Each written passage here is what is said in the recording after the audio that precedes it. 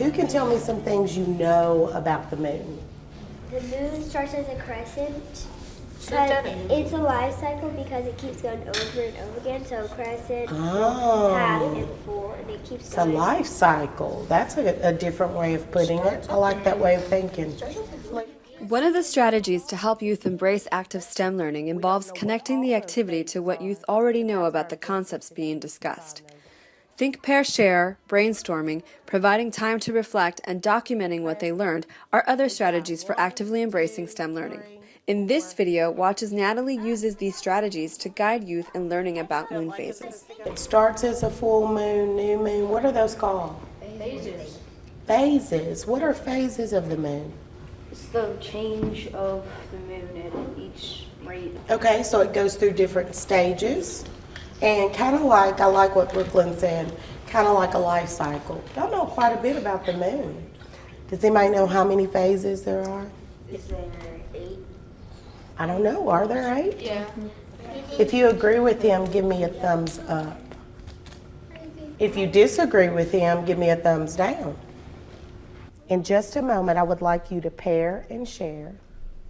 And what you're going to pair and share and do is I want you to figure out the phases of the moon, what the moon is, and how we know so much about the moon. Things hit the moon, and that's why it has holes in it, big holes. And it only comes out at night because the sun comes out in the morning. If the moon came out in the morning, then that would be kind of weird because then it'd look like two suns. Now the phases of the moon, I think, are the new moon, which is when you can't see it. The crescent moon, which is when you can kind of see it. It's like a the little half moon is when you can only see half of it. So waxing crescent, first quarter, waxing gibbous, full moon, then it goes down to waning gibbous, third quarter or last quarter, then waning crescent, then it's new moon, so it has 9. You're going to plan your lunar cycle. Okay? So how many phases of the moon are there? 8. We did find that out. I heard this group over here talking about that. Well, today we're going to create our art activity with a shirt that looks just like these phases of the moon. Today's students are different from when I was in college. That when I was in college back in the 70s, we learned largely by being told things.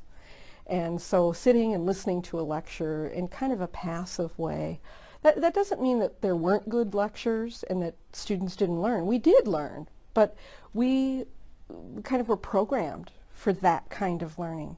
And today's students aren't. They want to be doing things. So let's go ahead and count off. We'll start over here, and we're going to count off by 6s. So bring themselves. As Michelle lectures, she incorporates simple activities that involve the students. I give them some guided notes to fill out so that they are engaged in doing something. Even though primarily they're listening, they are still doing something to process that information, not just passively receiving it. And you read the reading and worked on it on your own?